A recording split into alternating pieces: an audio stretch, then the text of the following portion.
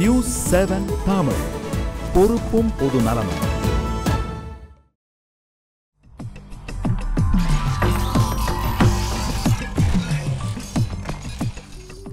சிறிய இடைவெளிக்கு பிறகு மீண்டும் கேள்வி நேரம் நிகழ்ச்சிக்கு உங்களை மிகுந்த அன்போடு வரவேற்கின்றேன். திரு கே டி ராகவனிடம் இப்போ அவர் கர்னல் ஒரு வாதத்தை வைக்கிறார். 2009 போருக்கு பிறகு சீனாவினுடைய ஆதிக்கம் இலங்கையில் அதிகரித்திருக்கிறது அப்படின்னு சொன்னால் இது எந்த அளவிற்கு இந்தியாவிற்கு பாதுகாப்பானதாக இருக்கும் அப்படிங்கிற ஒரு கேள்வி முன்வைக்கப்படுதில்லை. இதையா பாதுகாப்பு என்று குறிப்பிட முடியும் அப்படிங்கிற ஒரு கேள்வி முன்வைக்கப்படுகிறது.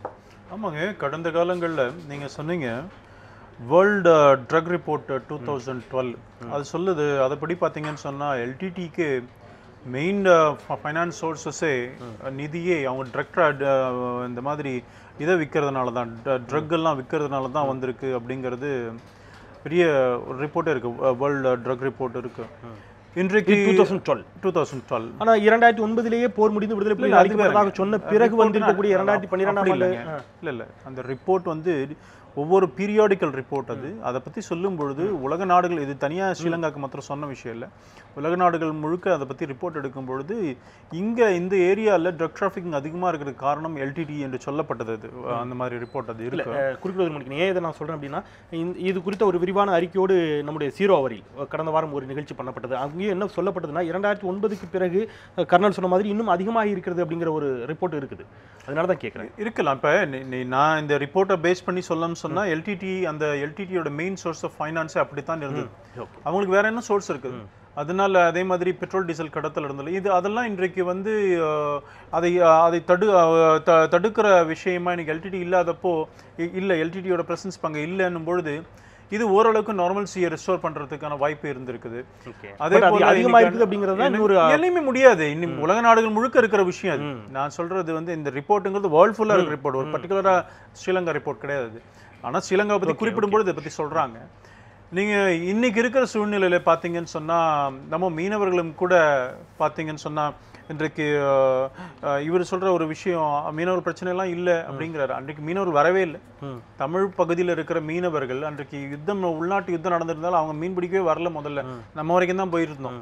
அதுக்கப்புறம் இங்கே நார்மல்ஸ் ரெஸ்டோர் ஆனதால அவங்களும் பிடிக்க வராங்க, இவங்களுக்கும் போகிறாங்க. இந்த மாதிரி பிரச்சனை வருது. இல்லை, இதில் கூட இரண்டு மீனவர்களுக்கும் இடையிலும் எங்கேயும் சண்டை நடந்தா இல்லை இல்லையா? இலங்கை கடற்படைக்கும் தமிழக மீனவர்களுக்கும் இடையில தானே பிரச்சனை நடந்துகிட்டு இருக்கு. ஆனாலும் அந்த அப்ஜெக்ஷன் பண்ணுறவங்களும் அந்த நாட்டு மீனவர்கள் தானே அப்ஜெக்ட் பண்ணுறாங்க. இவங்க இங்கே தான் எல்லை தாண்டி போடுறதோ, கம்ப்ளைண்ட்ஸ் கொடுக்குறதோ, அதை அப்ஜெக்ட் பண்ணுறதோ அந்த நாட்டு நேச்சுரல். ஏன்னா அவங்க இது வரைக்கும் வரல, இப்போ வராங்க. அவங்களுடைய நாட்டு எல்லைக்குள்ளே பிடிக்க வராங்க. அந்த தொழில் அப்போ பண்ணலை அவங்க, அந்த உள்நாட்டு யுத்தம் இருக்கிறதுனால. இன்றைக்கு பொறுத்த வரைக்கும் அஜித் டோவலுடைய நம்முடைய மெயின் இன்டென்ஷன், இந்த அரசாங்கத்தினுடைய மெயின் எண்ணம் என்று சொன்னால், இரண்டு நாடுகளுக்கும் இருக்கிற நல்லுறவை வளர்த்து விட்டு அதனால் வடக்கு மாகாணங்களில் யுத்தத்தினால் பாதிக்கப்பட்ட நம்முடைய தமிழ் இன மக்களுக்கு எந்த அளவுக்கு உதவ முடியும்னு பார்க்க. அதே மாதிரி ஏற்கனவே இத்தனை ஆண்டு காலமாக இருக்கிற இந்த கச்சத்தீவு பிரச்சனை, மீன் பிடிக்கிற பிரச்சனை எல்லாம் சொல்யூஷன் கொண்டு வரணுங்கிற எண்ணத்தினால தான் இப்படி இருக்குது. இப்போ அவங்களுக்கும் கூட கொஞ்சம் இப்போ உள்நாட்டு யுத்தம் இல்லாதனால டெவலப்மெண்ட் ஆக்டிவிட்டீஸில் கான்சென்ட்ரேட் பண்ண முடியும் அந்த அரசாங்கம். அது எந்த அரசாங்கமாக இருந்தாலும் சரி, இலங்கையில் எந்த அடுத்த எலெக்ஷனுக்கு பிறகு யார் வந்தாலும் சரி, அவங்களுடைய கவனம் இப்பொழுது இதில் திரும்பும். நாமளும் கூட ஒரு டெவலப்மெண்ட்டில் போகலாம், இந்த நாடு இப்படி உள்நாட்டு யுத்தத்தில் நம்ம அடிபட்டிருந்தோம் இத்தனை வருஷங்களாம். அதனால் அவங்களும் அதுக்கு விரும்புகிறாங்க பல நாடுகளோட. அதனால் இன்றைக்கு வந்து அம்பந்தோடா போர்ட்டை பொறுத்த வரைக்கும் இலங்கை சீனானா அம்பந்தோடா போர்ட்டை டெவலப் பண்ண சொல்லி இந்தியாவுக்கு தான் பிரேமதாசா இருக்கும் பொழுது இந்தியாவுக்கு தான் அந்த ஆஃபரே கொடுத்தாங்க. இந்தியா அதை எடுத்துக்கல. இன்றைக்கி அம்பந்தோடா போர்ட்டு சைனா கொண்டு போகிறாங்க. அது எந்த மாதிரி போர்ட் வரப்போகுது, எப்படி அதை பயன்படுத்த போகிறாங்கலாம் தெரியாது. ஆனால் அதே நேரத்தில் இதை தடுக்க வேண்டிய கட்டாயம் நமக்கும் இருக்குது. ஏனென்றால் இந்தியாவுடைய எல்லைகள் பார்த்திங்கன்னா வடக்கு, கிழக்கு, மேற்கு எல்லைகள்லாம் நமக்கு டிஸ்டர்ப்டு ஏரியாவாக இருக்குது. ஆனால் தென் எல்லை ரொம்ப பாதுகாப்பாக இருந்ததுன்னு நினைக்கிற நேரத்தில் வந்து சைனாவோட ப்ரெசன்ஸ் இருக்கிறது நிச்சயமாக அது வந்து கொஞ்சம் அது ஒரு கவலைக்குரிய விஷயந்தான். அதை சரி செய்யணும்னு சொன்னால் நமக்கு இந்த மாதிரி உறவுகள், அந்த பக்கத்தில் மாலத்தீவோட, இவர் மாலத்தீவு கூட போகிறார், நாளைக்கு மாலத்தீவுக்கு போகிறார். இந்த மாதிரி அருகில் இருக்கிற நாடுகளோடு ஒரு நல்லுறவு வளர்க்கணுங்கிறது நம்முடைய பாதுகாப்பு கருதி கூட உண்டு. அதுக்காக இப்போ அவர் சொல்லின பொழுது சீனாவினுடைய கப்பல்கள் அங்கே வருவது, அவருடைய இருப்பு அப்படிங்கிறது நமக்கு ஒரு பாதுகாப்பு குறைபாடாகத்தான் எடுத்துக்கொள்ள முடியும் அப்படின்னு சொன்னால், ஹம்பந்தோடா துறைமுகத்தை அன்றைக்கே இந்தியாவிற்கு அந்த ஆஃபர் வந்த போது இந்தியா அதை ஏற்றுக்கொள்ளவில்லை அப்படிங்கிறது ஒரு புறம். இன்னொரு பக்கம் 1976 ஏற்பட்ட அக்ஷா ட்ரீட்டி, அன்றைக்கு இந்திரா காந்தி அதை கடுமையாக எதிர்த்து அதன் நிமித்தமாக அவர் போர் பயிற்சி கொடுத்து விடுதலை புலிகளுக்கான ஆயுதங்களை ஆதரவை கொடுத்ததன் நிமித்தமாகத்தான் விடுதலை புலிகள் இயக்கம் அங்கு கட்டமைக்கப்பட்டதுங்கிறது அனைவரும் அறிந்தது. ஆனால் அதன் பிறகு அதே ஐக்கிய முற்போக்கு கூட்டணி அரசு, காங்கிரஸ் தலைமையிலான அரசு இருக்கின்ற பொழுது அந்த ஒப்பந்தம் இலங்கைக்கும் அமெரிக்காவுக்கும் இடையில் கையெழுத்தாகின்ற பொழுது எந்த எதிர்ப்பையும் தெரிவிக்கவில்லை. அன்றைக்கு இதே தமிழகத்திலிருந்து அதற்கு பலமான எதிர்ப்பு குரல்கள் தொடர்ந்து ஒலித்துக் கொண்டிருந்தன. இன்றைக்கு எப்படி இவர் சொன்ன மாதிரி ஹம்பன்தோட்டாவில் சீனாவோ, திரிகோணமலை அப்படிங்கிறது இன்றைக்கு அமெரிக்கா வசம் இருக்கக்கூடிய ஒரு சூழல் ஏற்பட்டிருக்கிறது. இந்த மாதிரியான சூழல்கள் விடுதலை புலிகள் இருந்திருந்தால், அவர்கள் வலிமையாக இருந்திருந்தால் ஏற்பட்டிருக்காது அப்படிங்கிற வாதம் தமிழ் தேசிய ஆதரவாளர்கள், விடுதலை புலிகள் ஆதரவாளர்களுடைய வாதமாக இருக்கிறது. இந்த இடத்தில் காங்கிரஸ், பிஜேபி 2 அரசுமே தவறிழைத்து விட்டதாக எடுத்துக்கொள்ளலாமா? இல்லை, அதாவது காங்கிரஸை பொறுத்தவரை காங்கிரஸ் ஆட்சி காலத்தில் இப்போ சார் சொன்ன மாதிரி அந்த இன்றைக்கு இந்த கப்பல் நிறுத்தப்பட்டிருக்கிறது, துறைமுகம் சீனாவின் ஆதிக்கத்தில் துறைமுகங்கள் உருவாகி இருக்கிறது, கண்டெய்னர் டெர்மினல் உருவாகி இருக்கிறது என்றெல்லாம் அன்றைய தினம் அது கிடையாது. அன்னைக்கு அதற்குண்டான இன்னைக்கு கப்பல் கொண்டாந்து துணிகரமாக நிறுத்தலை. போர்க்கப்பல்களை நீங்கள் வர்த்தக கப்பல் போகலாம், அது பிரச்சனை இல்லை. ஆனால் போர்க்கப்பல்கள் இதுவரை இந்தியாவின் எல்லைக்கு அருகில் இலங்கையின் ஆதரவோடு இதுவரை காங்கிரஸ் ஆட்சி காலத்தில் நிறுத்தப்படவில்லை என்பதை நாம் உற்று நோக்க வேண்டும். இன்றைக்கு பாரதிய ஜனதா ஆட்சி பொறுப்பு ஏற்ற பிறகுதான் சீனா அது போன்ற நடவடிக்கைகளுக்குள் இறங்கி இருக்கிறது. இன்றைக்கு பார்த்தீங்கன்னா நம்முடைய வட எல்லைகளில் அருணாச்சல் பிரதேஷ் போன்ற எல்லைகளில் பார்த்தீங்கன்னா சீனா துணிகரமாக இன்றைக்கி இங்கே நரேந்திர மோடிய பிரதமரோட பேசிகிட்டே இருக்கும்போது, ஊஞ்சல் ஆடிக்கொண்டே இருக்கும்போது அந்த பக்கம் இராணுவம் உள்ள வந்துகிட்டு இருக்கு. அதாவது சீனாவுக்கு இந்த துணிகரத்தை யார் தந்தது? இன்னைக்கு பிஜேபி அரசாங்கம் வந்த பிறகுதான். இதில் அரசியல் நாம் பார்க்க முடியாது, நிகழ்வுகளையும் பொறுத்து நாம் முடிவு செய்ய வேண்டும்.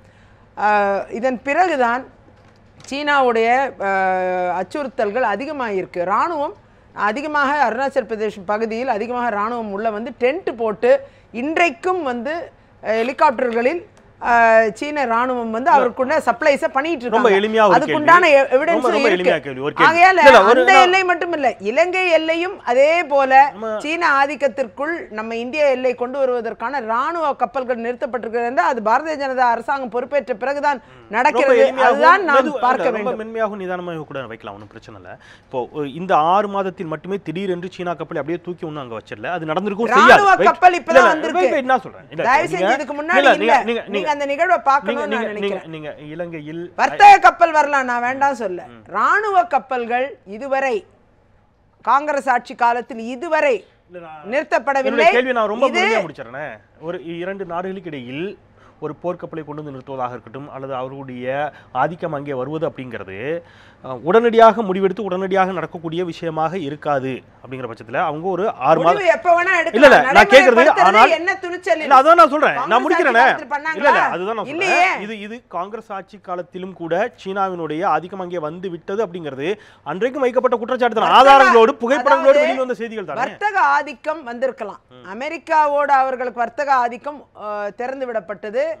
நம்முடைய கொள்கைகள் போல, உலகமயமாக்கல் கொள்கைகள் போல அவங்களும் இலங்கையும் உலகமயமாக்கல் 2007 இலங்கை அமெரிக்க ஒப்பந்தம் கையெழுத்திடப்பட்ட போது இந்தியா ஏன் அதை எதிர்க்கவில்லை? உலகமயமாக்கல் கொள்கைகளை இலங்கையும் ஏற்றுக்கொண்டது. நான் பொருளாதார ரீதியிலான ஒப்பந்தம் அல்ல அது. அக்ஷா ட்ரீட்டி அப்படிங்கிறது திரிகோணமலையை அமெரிக்காவினுக்கான அனுமதி கொடுக்கக்கூடிய ஒரு ஒப்பந்தம். அமெரிக்கா தங்களுடைய ஆளுமையை, தங்களுடைய ஆதிக்கத்தை அங்கே நிறுத்திக் கொள்வதற்கு கொடுக்கப்பட்ட அனுமதி தான் அந்த ஒப்பந்தம். அனுமதி அதாவது இலங்கையும் அமெரிக்காவும் போட்டுக்கொண்ட ஒப்பந்தம் அது. அன்றைய தினம் அமெரிக்காவோடு நமக்கு எந்த எதிர்ப்பும் இல்லை, அதையும் நீங்க பார்க்கணும். அன்றைய தினம் அமெரிக்காவோட உறவுகளை நாம் வலுப்படுத்தி கொண்டிருக்கிறோம். 76 இந்திரா காந்தி எதிர்த்த போது அமெரிக்காவோட என்ன பிரச்சனை இருந்துச்சு? இல்ல அன்றைய தினம் நாம் தேசியமயமாக்கல் கொள்கைகளை வலுப்பெற்றிருந்தோம். அன்னைக்கு உலகமயமாக்கல் கொள்கைகள் நிலவில் இல்லை, அதான் நீங்க பார்க்க வேண்டும். அந்த அளவில் வர்த்தக உறவுகள் அங்கு இருந்தது. பின்னர் வர்த்தக உறவுகள் அதிகமாகும் பொழுது அதன் பின்னர் உலகமயமாக்கல் கொள்கை, தேசியமயமாதல், இந்த பிரச்சனைகள் இந்தியாவுடைய பாதுகாப்பு காரணங்களுக்கு சம்பந்தம் இல்லாதா, அதை தாண்டியதா, அதில் சமரசம் செய்து கொள்ளக்கூடியதா? அமெரிக்காவோடு இன்றைக்கும் நாம் எதிர்ப்பு நாடாக இல்லை என்பதை நீங்கள் பார்க்க வேண்டும். ஆனால் இலங்கையோடு நமக்கு பல்வேறு பிரச்சனைகள் இருந்து சீனாவோடும் பல வகையில் நமக்கு எதிர்ப்பு இருக்கிறது. நம்முடைய எல்லைகளில் சீனாவின் ஊடுருவலை நாம் இன்றைக்கு பாகிஸ்தானை எந்த அளவுக்கு எதிர்க்கிறோமோ அந்த அளவுக்கு சீனாவை எதிர்க்க வேண்டும் என்று இந்திய மக்கள் விரும்புகிறார்கள். ஆனால் பாரதிய ஜனதா அரசாங்கம் விரும்பவில்லை. இன்றைக்கு அவர்களோடு கைகோர்த்து கொண்டிருக்கிறார்கள். அதன் நிலைப்பாடு தான் இன்றைக்கு இலங்கையில் வெளிப்படுகிறது. அமெரிக்கா சீனா இந்த இரண்டிற்குமான பார்வை அப்படிங்கிறது அவங்க போறாங்க. என்னுடைய கேள்வி அப்படிங்கிறது நான் திருப்பியும் கொண்டு வரக்கூடியது, 76 இந்திரா காந்தி ஒரு நிலைப்பாட்டை எதிர்த்து விடுதலை புலிகளை ஆதரித்ததன் நோக்கம் தவறு என்று பின்னால் கருதக்கூடிய ஒரு சூழல் ஏற்பட்டதா? விடுதலை புலிகள் அந்த மாதிரியான ஒரு சூழலை ஏற்படுத்தினார்களா? அல்லது இந்திய அரசு இவங்க சொன்ன மாதிரி சர்வதேச சூழல், உலகமயமாக்கல் இதுவெல்லாம் சேர்ந்து அந்த மாதிரியான ஒரு சூழலை ஏற்படுத்தியதா? 76ல் நம்ம விடுதலை புலிகளை ஆதரித்தோங்கிறது தப்பு. நம்ம ஆதரித்தது தமிழ் குழுக்களை, அதில் விடுதலை புலிகளும் ஒன்று. இந்திரா காந்தி ஹெல்ப் பண்ணது, இல்லை இந்திய ராணுவம் ஹெல்ப் பண்ணது நிறைய குழுக்கள், அதில் விடுதலை புலியும் ஒன்று. ஆனால் ஒரு கட்டத்தில் பிரபாகரன் மீதி குழுக்களை அனுமதிக்கலை. தானே தான் ராஜாவாக இருக்கணும் அப்படின்ற ஒரு எண்ணத்தில் அவர் செயல்பட ஆரம்பித்த உடனே கொஞ்சம் டிஸ்டன்ஸ் அது வேற விஷயம். அது ஆயிடுத்து, அந்த கதையை முடிஞ்சு போச்சு. இவங்க சொன்னதில் நான் ஒன்று, நம்ம இப்போ டிஸ்கஸ் பண்ணுறது, நம்ம ரொம்ப ஸ்ரீலங்கா நம்மளோட கட்டுப்பாட்டுக்குள்ள ஒரு ஸ்டேட்டு நினச்சிட்டு இருக்கோம். அவங்க இண்டிபெண்டன்ட் ஸ்டேட்டு. அவங்க அமெரிக்காவோட ஒப்பந்தம் போடலாம், சைனா கூட ஒப்பந்தம் போடலாம். நம்ம கேட்குறது உரிமை கிடையாது. அது முதல்ல நம்ம பார்த்துக்கணும். நம்மளும் டெமோக்ரஸி, அவங்களும் டெமோக்ரஸி. அமெரிக்காவும் டெமோக்ராட்டிக் கண்ட்ரி, ஆனால் சைனா கொஞ்சம் டிஃப்ரெண்ட். அதான் வித்தியாசம். ஆனால் ஆஸ் ஃபார் ஸ்ரீலங்காவை பொறுத்தவரை அது ஒரு இண்டிபெண்ட் கண்ட்ரி. நம்மளும் ஒத்துருக்கோம். அதனால தான் நம்ம தமிழகத்தை வந்து தமிழகத்தை மறுத்தது. கர்னல், நீங்கள் சொல்கிற விஷயம் ஏற்றுக்கொள்ளக்கூடியதா? ஆனால் அந்த இண்டிபெண்டன்ட் கண்ட்ரி செய்யக்கூடிய விஷயங்கள் நம்முடைய தேசத்தின் பாதுகாப்புக்கு நமக்கு பாதகமாக இருக்கக்கூடாது. நமக்கு பாதகமாக இருக்கு. அதான் சொல்கிறேன். இப்போ அமெரிக்கா ட்ரிங்கோமலியில் ஒரு பேஸ் ஃபெசிலிட்டி கொடுத்ததுனால நமக்கு என்ன பாதிப்பு? அதை நம்ம யோசிக்கணும். நமக்கு என்ன பாதிப்பு? அமெரிக்காவில் எந்த பாதிப்பு வர போகிறது நமக்கு இல்லாட்டா அது அதனால் ஆதாயம் வர போகிறதா? அமெரிக்கா அங்கே பேஸ் எஸ்டாப்ளிஷ் பண்ணுறதுல நமக்கு ஆதாயம் இருக்கா, அசம்பாவிதம் இருக்கா? அப்போ சைனா வந்து முதலீடு நிறைய பண்ணியிருக்காங்க.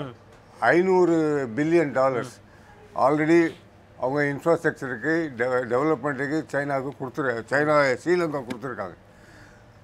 அதில் வந்து ரயில்வே, ரோட்ஸு, இது போர்ட்டு எல்லாம் வருது. அது ஒன்று தான் இந்த அம்முத்தோட்டா டெவலப்மெண்ட். அது அப்போது அதனால சீக்ரெட் கிளாஸஸ் இருக்கும், நிச்சயம் இருக்கும். இவ்வளோ பணம் இன்வெஸ்ட் பண்ணாக்கா இந்த போர்ட் ஃபெசிலிட்டி எதுக்கு உபயோகப்படுத்தலாம் அப்படின்னு ஒரு அது ரெண்டு இவங்க சொல்கிற மாதிரி இல்லாட்டி இவர் சொல்கிற மாதிரி எனக்கு உடன்பாடு இல்லை. அதில் நீங்கள் சொல்கிறது கரெக்டு. ஒரு 4-5 வருஷமாக இது ப்ரோக்ரஸ் ஆகிருக்கு இந்த ப்ராஜெக்ட். அந்த ப்ராஜெக்ட் ப்ரோக்ரஸ் ஆக கொஞ்சம் சீக்ரெட் கிளாஸஸ் கொஞ்சம் இது அது மாதிரி சில வாட்டி எங்கே கப்பல் வரும், போர் கப்பல் வரும். அது போர் கப்பல்கள் அங்கே நிலைநிறுத்தப்பட்டால் அது இந்தியாவினுடைய பாதுகாப்புக்கு எந்த அளவிற்கு அச்சுறுத்தலாக இருக்கும் அப்படிங்கிற ஒரு கேள்வியோடு நாம் வந்து ஒரு சிறிய இடைவேளைக்கு போகலாம். இடைவேளையை தொடர்ந்து இன்னும் கூட திரு சீமான் நம்மிடையே இணைந்து விட்டார். அவரோடும் கூட இணைந்து இந்த வாதத்தை தொடரலாம். காத்திருங்க.